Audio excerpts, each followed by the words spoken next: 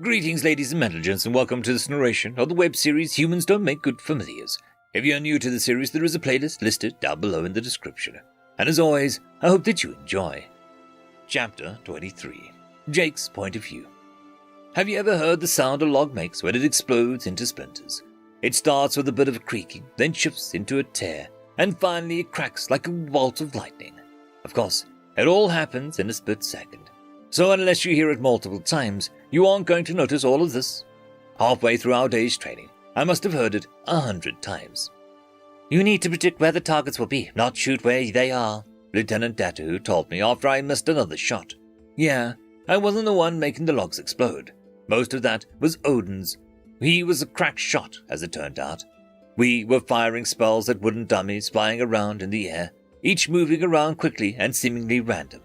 The dummies looked like bird-shaped dolls, but flew like real Nyama. Their wings were wood and had leaf-like feathers on their edges. Another of the dummies flew over our heads, and Lieutenant yelled for us to all fire.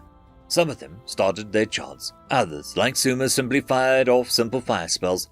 She didn't need to chant on her Crimson Bolt spell anymore, and I launched several of my railgun balls at it. We all missed, even Odin's. We had been doing this same practice for 6 hours, but only 3 members of our team were still standing. It was me, Odin's, and Suma, and both of them were looking shaky. Rao and Nine had already collapsed. One of them has thrown up, but I didn't see which. Lieutenant Datahu ordered us to fire again as another dummy flew overhead.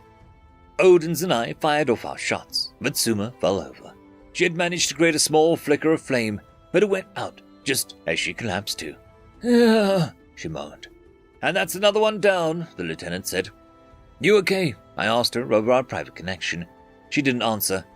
Lieutenant, I think Suma fainted. I shouted up to Lieutenant Datu, who was safely perched above and behind us on a metal support beam. She flew down and landed beside Suma just as I walked up next to her. I picked Suma up in my hands carefully and started following some of my mana into her. The first time this happened during training, I freaked out thinking she was hurt.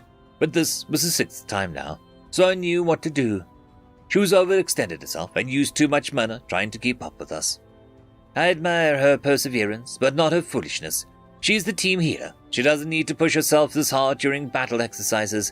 A healer with no mana is one-way journey to the realm of the dragons for the rest of the team, Lieutenant Datu said.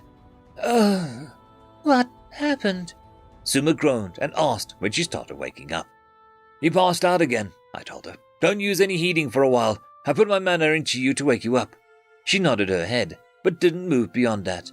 Her wings hung over the sides of my cupped hands, and her head was leaning on my fingers. The lieutenant sighed. All right, team, training is over for today. If anyone needs healing, go to the base's healing staff. Besides from that, get some rest and replenish your mana. Dismissed.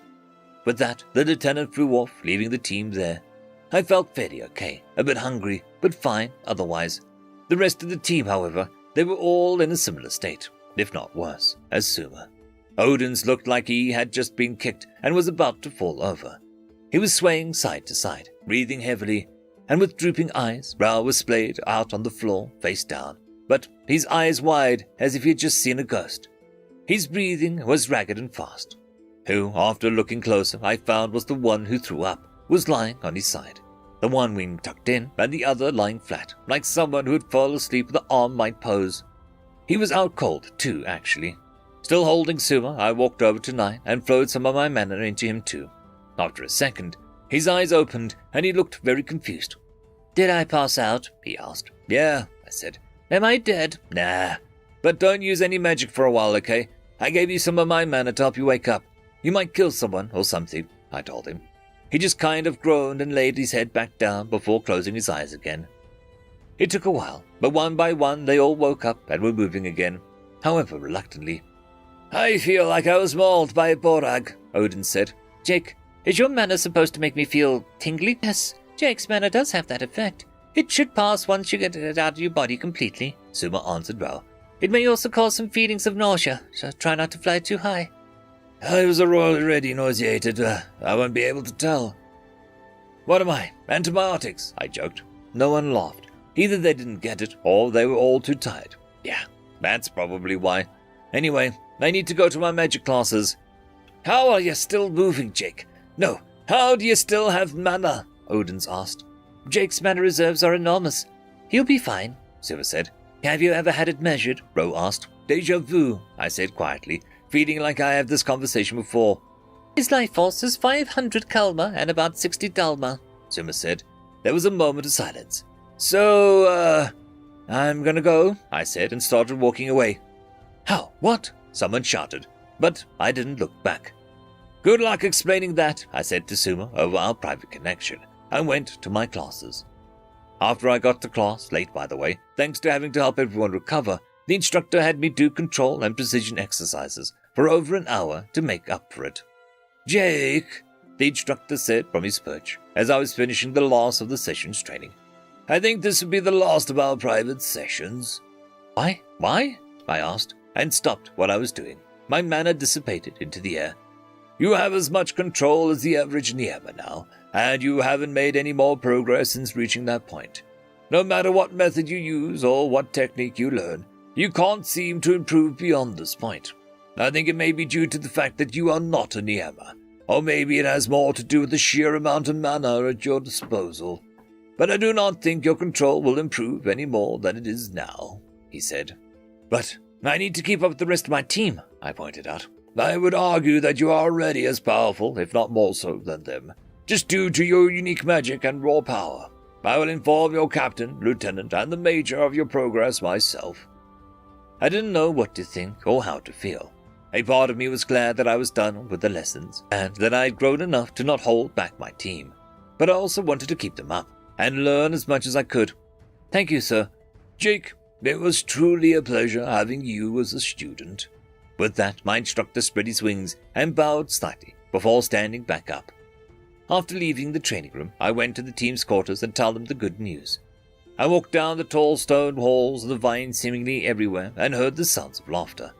I walked into the room and saw all the members of my team, each perched on vines or metal or even wood and stone pillars, talking. Oh, hello, Jake, Suma said when she saw me. One by one, the others all said hi to me as well. How was your training? It was good. Actually, yeah, he said I was done. Oh, he let you leave early. That's good, Odin said. No, I mean like, done. I don't need to attend them anymore. Oh, Suma said, surprised. That is excellent. Congratulations, Jake. Good work, Jake, Lion said. What will you do with your newfound free time? Ro, who has produced a bundle of vines and a few feet away from me, asked. I don't know. What do you guys normally do when I do class? I asked. We either eat, rest, or get medical attention, Ro joked. Odin chuckled. He is joking, but he is not necessarily exaggerating, Suma said. Perhaps you could use your new free time to explore the base. Yeah, really familiarize yourself with your surroundings, Ro said. Apparently puns existed across every world, and they are just as bad whether it comes from a human or a bird wizard.